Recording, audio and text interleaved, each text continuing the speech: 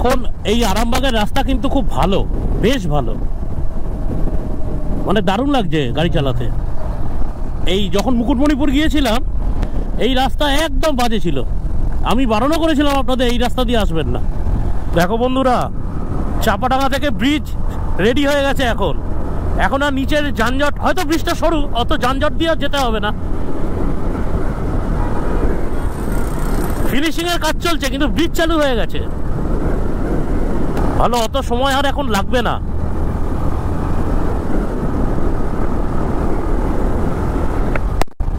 এই ব্রিজটা হওয়া খুব দরকার ছিল, যা সময় লাগতো এখন দারুণ।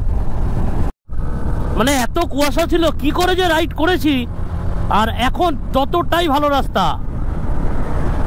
আমি তো বলবো পুরুলিয়া গেলে বেলপাহাড়ি দিয়ে এখন আর ঘুরতে হবে না, এই রাস্তাটা এত সুন্দর করে দিয়েছে, অসাধারণ অসাধারণ। 70-80 দিয়ে ক্রুজ করতে পারবে, নো প্রবলেম।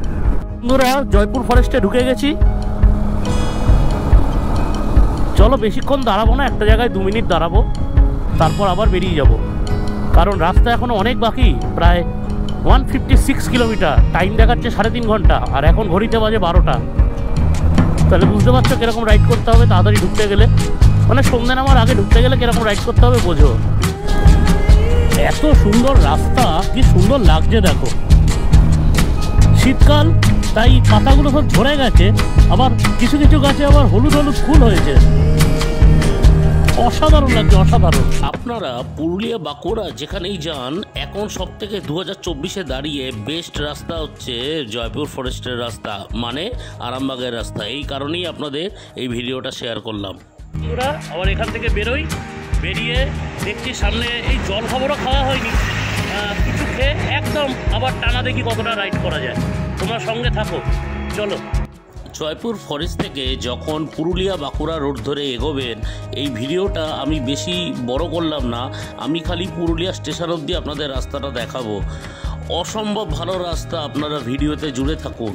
এটা হচ্ছে নতুন হেলমেট, দারুণ লাগছে হেলমেটটা, দারুণ, এত সুন্দর কমফোর্ট, মানে অসাধারণ লাগছে। 2024-এ দাঁড়িয়ে যদি আপনারা পুরুলিয়া বাঁকুড়া বা অন্যান্য জায়গা ট্যুর করতে চান, তাহলে আপনারা এই রাস্তাটা চুজ করতে পারেন, কারণ এখানে আপনারা জঙ্গল পাবেন। তো বন্ধুরা, এই বাদিকে যে রাস্তাটা চলে যাচ্ছে এটা হচ্ছে বিষ্ণুপুর। এই বিষ্ণুপুর দারুণ একটা জায়গা, আপনারা একবার ভিজিট করতে পারেন, খুব সুন্দর, টেরাকোটার বিভিন্ন রকম মন্দির আছে। আর আজকে আমাদের গন্তব্য এই রাস্তায়। বিষ্ণুপুর থেকে পুরুলিয়ার দিকে যাওয়ার রাস্তাটা একবার দেখুন, একটা খানাখন্দ নেই, একটা ইটও পড়ে নেই, কি সুন্দর রাস্তা।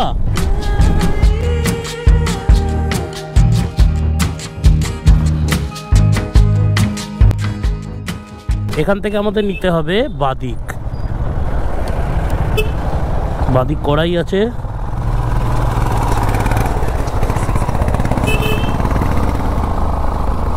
এটা আমি সবার ব্লগেই দেখেছি, খুব ভালো লাগছে এটা দেখে। পুরুলিয়া 84 কিলোমিটার, রাঁচি 204। আহা, দারুণ লাগছে আজকে।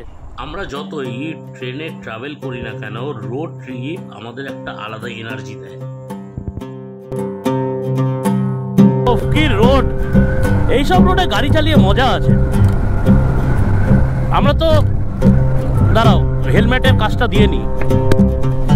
আমরা তো জয়পুরের ওখান থেকে ভাত খেলাম, ভাত খেয়ে আর দাঁড়াইনি, ডাইরেক্ট চলে এসেছি, একটা জায়গাতেও দাঁড়াইনি আমরা, কারণ সন্ধ্যের আগে পুরুলিয়া ঢুকতেই হবে। পুরুলিয়া মানে অযোধ্যা পাহাড়, ঢুকতেই হবে, তা না হলে তোমাদের ভিউগুলো দেখানো যাবে না। বর্ষায় যদি রাইড করার ইচ্ছে থাকে তাহলে হাইওয়ে রাইড করো না, তাহলে এইরকম জঙ্গলের ওপর দিয়ে রাইড করো।